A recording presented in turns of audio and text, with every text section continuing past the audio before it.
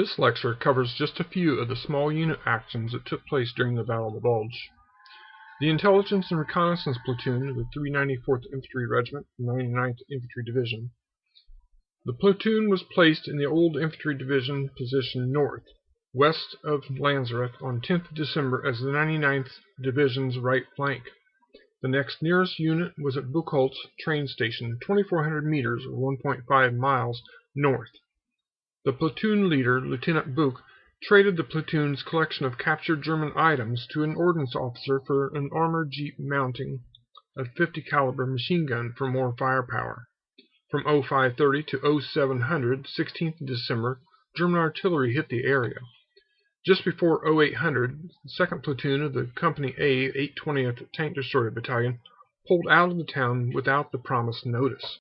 Lieutenant Buch took Bill Slape and John Krager into the village to set up an observation post to watch which way the Germans moved. Krager saw Germans in the street. Slape phoned Buch and was told to get back to the position. Private First Class Jordan Robinson, Corporal Aubrey McGehee, and Private James Silvola sent to help Slape and Krager get back, spotted the Germans at the edge of the village and headed for Loisheimer Graben. They ran into the German 27th Fusilier Regiment and after a short firefight were captured. German fire chased Slape and Krager all the way back to the position. The I&R platoon waited for the command to fire as about 250 troops of the 9th Fallschirmjäger Regiment and 3rd Fallschirmjäger Division walked out of Lanzareth toward the Loisheimer Graben road intersection. A German in the column asked a little girl where the Amis went, and she pointed toward Buchholz. From the I&R position, it looked like she had pointed toward them. After the little girl was out of sight, the Americans opened fire. The Battery C of the 371st Field Artillery Battalion Forward Observer Team in the town arrived at the platoon's position just after the firing started and moved into the radio dugout. About 10:30, the first German attack started. The 371st SCR 620 radio was hit. A second attack struck just before 1100, and a third around 1400. The platoon's SCR 300 radio was hit, and the 50 cal machine gun broke. The unit's 5 jeeps, plus the artillery's, were disabled. Buch ordered Corporal Sam Jenkins and Private First Class Robert Preston to go to regimental headquarters at Hunningen to report. The fourth attack hit about dusk. The platoon's SCR 284 was destroyed. Out of ammunition, the Americans surrendered. 19 men held up the regiment for 7.5 hours and killed 60 Germans. The exact count of wounded is unknown, but would be 100 to 200. The history of what happened at Lanzareth was known to only a few until 1969.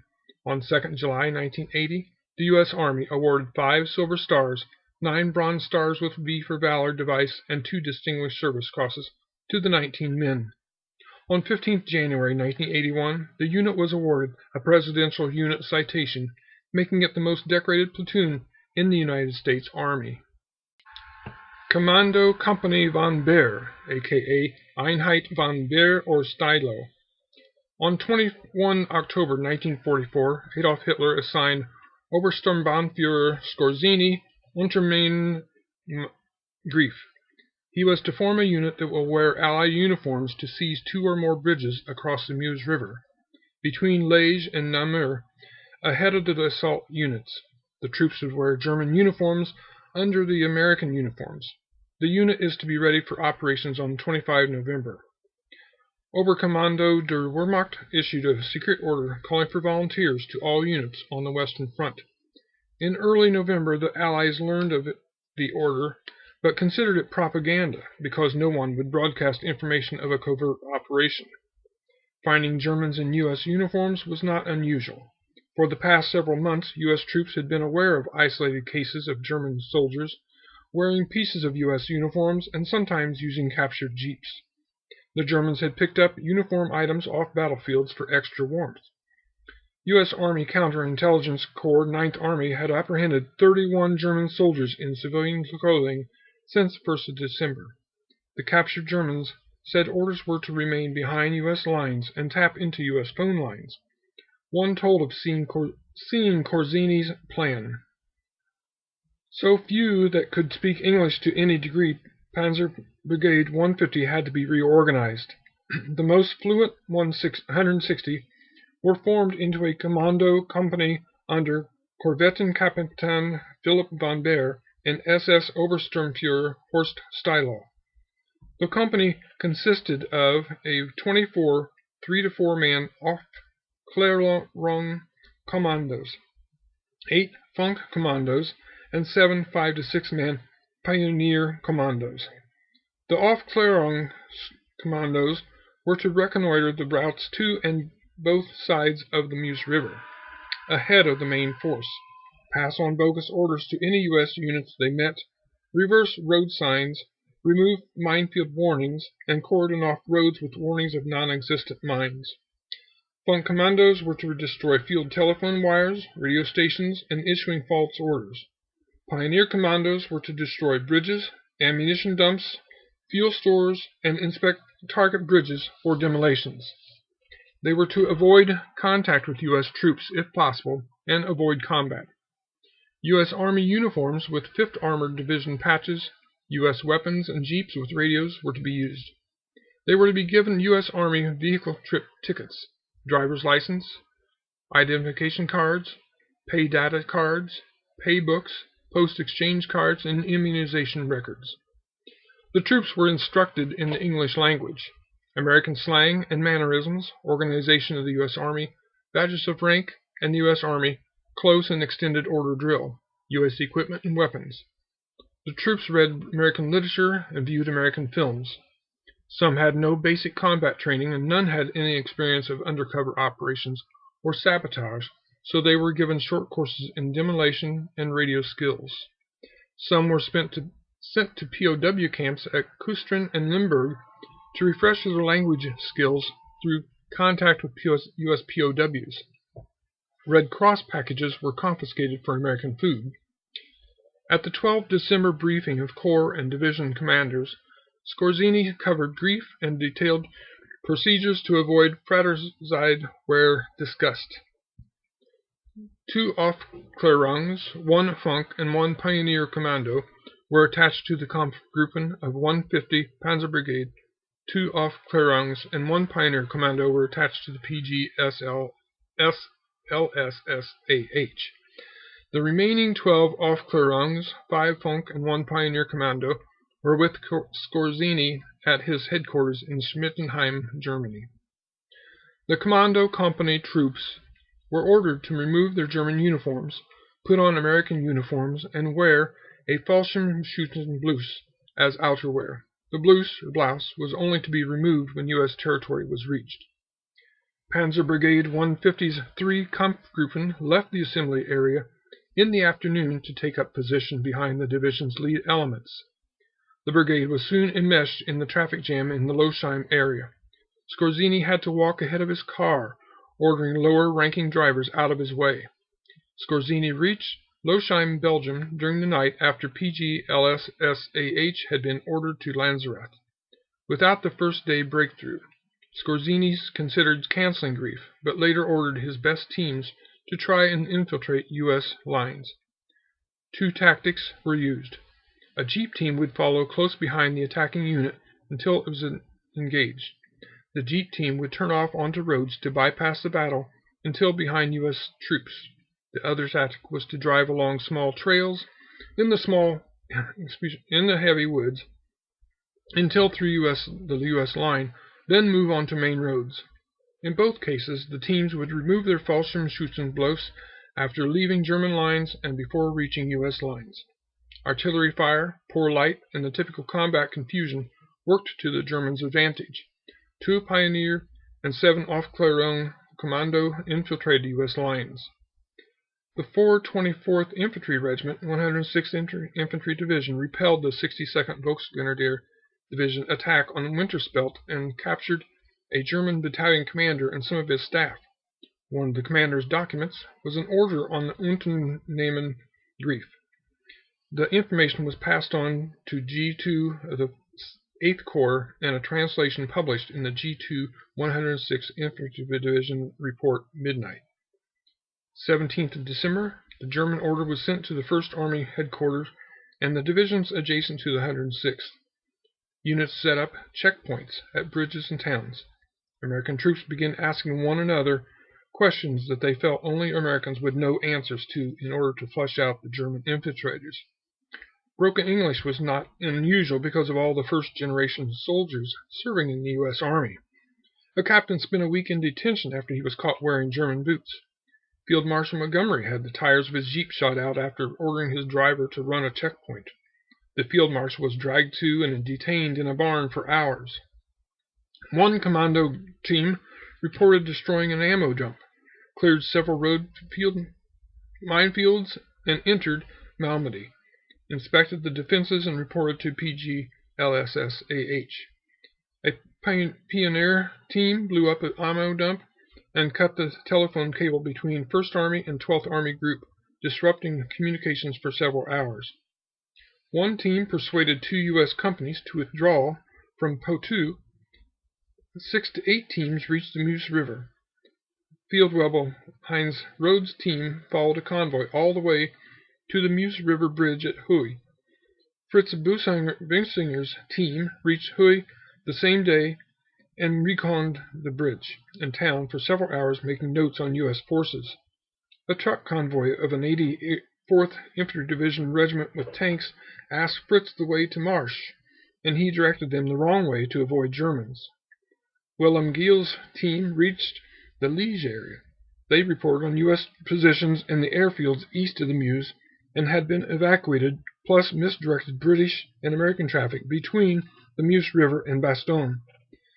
One team switched around the signs at the Mont-Régie road junction on the N27 highway to Liege, and posing as MPs, sent the 16th Infantry Regiment, 1st Infantry Division, to Malmedy instead of to Weymouth. Real U.S. MPs showed up, and the Germans quickly drove off, with one of the team members still standing on the front bumper holding onto the wire breaker. The commando team of Unterofficer Manfred Pernas, Oberfrau-Nurse Gunther Billing, and Gefreiter Willem Schmidt were captured near Aweil when they were stopped at noon because the jeep was full of troops and failed to give the correct password. Schmidt said Scorzini intended to capture General Eisenhower and his staff. Because Scorzini was known for rescuing Italian dictator Benito Mussolini and kidnapping the son of Hungarian regent Miklos Horthy to prevent Hungarian government leaving the Axis, the Americans believed the story, and Eisenhower was kept a virtual prisoner in Trianon Hotel, Versailles, until 28th December. Lieutenant Gunther Schultz's team was captured at a checkpoint near the Meuse River upon asking for petrol instead of gas, and was not able to show a valid trip ticket. Scorzini considered losses to be too high and ordered all teams to return. 5th Belgian Fusiliers and 291st Engineer Combat Brigade in Stavelot observed strange American soldiers on the Amblev River Bridge, while the 202nd ECB was preparing it for demolition during the night. When Piper's tanks rushed the bridge early in the morning, the charges failed to go off, and the Germans captured the bridge and town. Troops in vehicles with the 18th Cavalry Reconnaissance Squadron markings were shot down by an American sergeant near Poteau when one of the group said, "We are the E Company." Troop is used instead of company in cavalry. These last 2 incidents would have been troops from a group of Panzer Brigade 150, not the Commando Company. On the way back, Field Marshal Heinz Rhodes' team tore up telephone cables and removed a unit signpost, then entered German lines into the 5th Panzer Army zone. The team turned over information on the enemy situation, convoy movements, artillery positions, and the ammo dump near Huy. Willem Giel's team laid mines, dropped trees across roads, and placed dummy minefield markers. Von Baer passed through Malmedy and reported the U.S. troops assembled there. Scorzini saw the element of surprise had been lost and regarded the mission of the Commando Company finished. Of the 44 who infiltrated U.S. lines, 36 returned alive and were assembled at the new headquarters at Wallerode Castle, and 8 had been killed. 6th Army Panzer Group 6th Panzer Army took control of the Commando Company and used the teams for local missions until the end of January, when it was withdrawn from operations. German soldiers would pick up and use U.S. uniform items, and this spread the fear of infiltrators. The scare these few troops created lasted until February 1945. 30 Germans were captured in the Battle of the Bulge wearing U.S. uniforms, tried for acting as spies, and for unlawful use of the American uniform. 18 were executed, 2 sentenced to life in prison, and 3 acquitted. The remaining 7's fate have been lost to history. Team Snafu. On 18th December, Colonel Roberts, commander of Combat Command B, 10th Armored Division, received permission from General Middleton, 7th Corps, to use stragglers.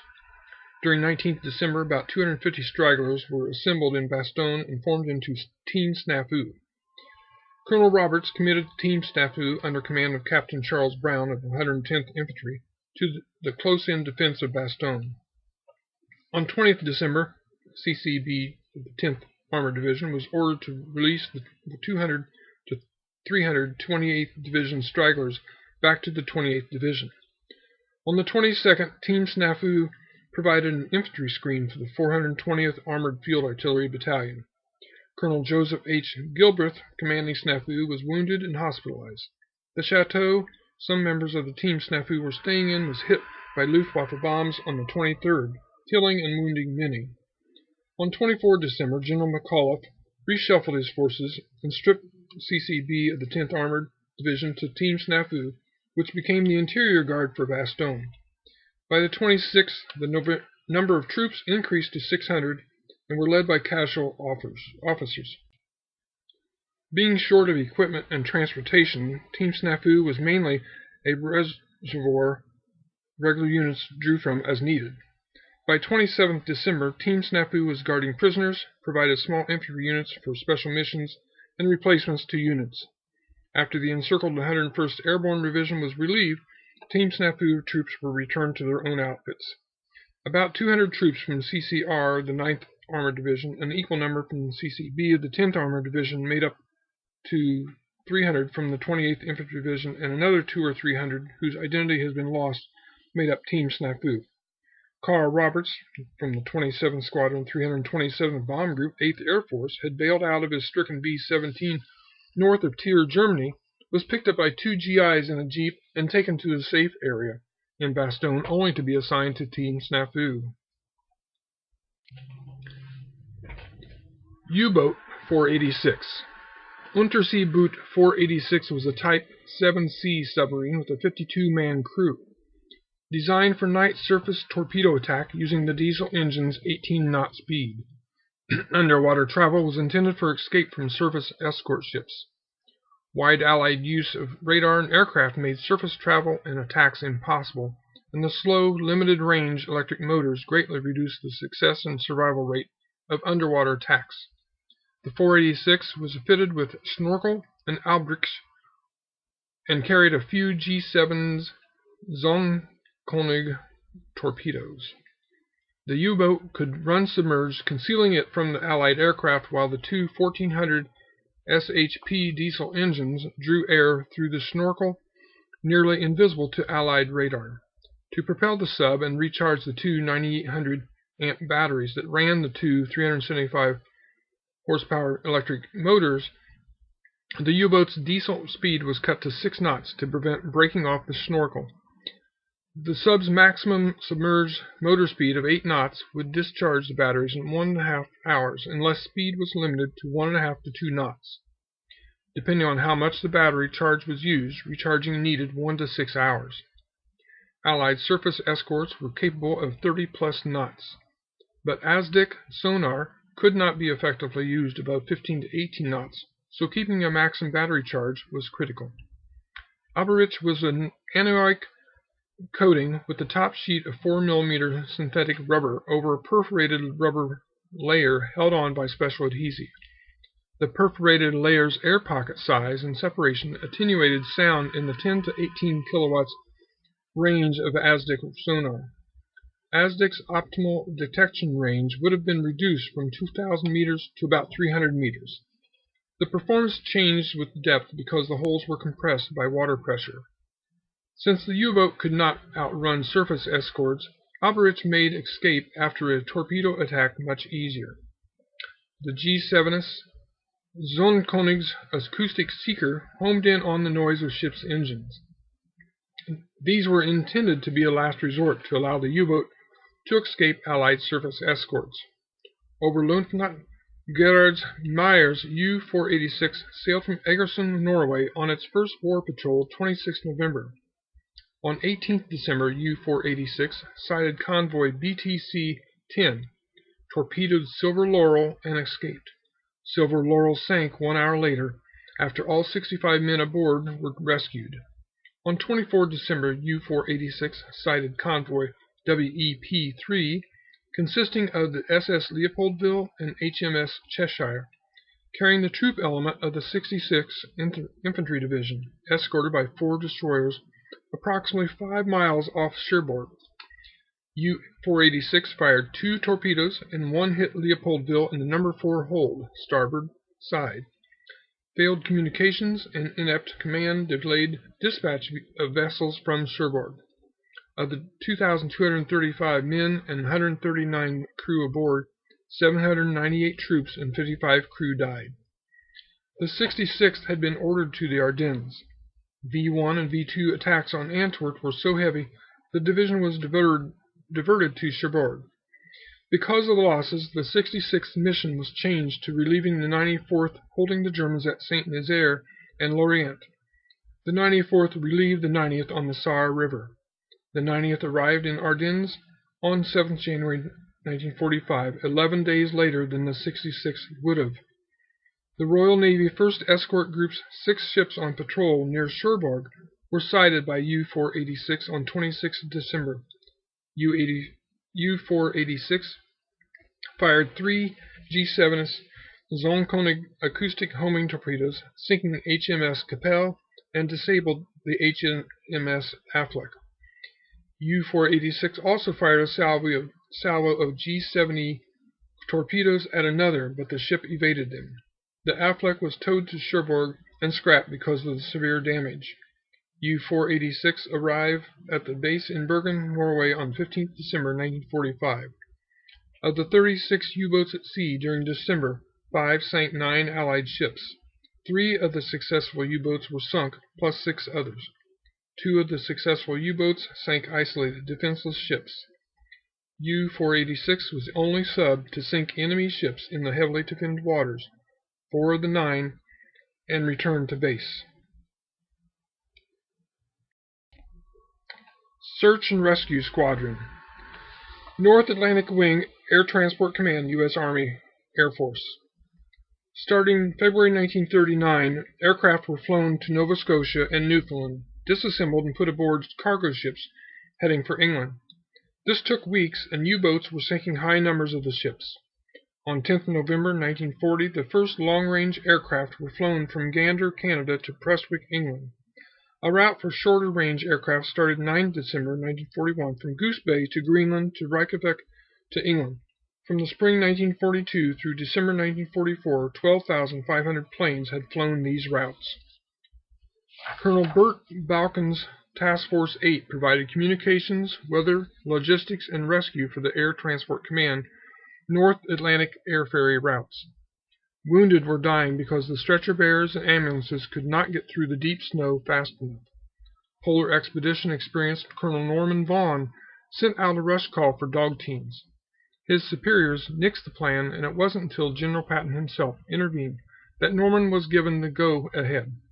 An order was issued for 23 dog sled teams, which included 2,009 dogs, 17 drivers, sleds, and equipment, to be brought to the Ardennes.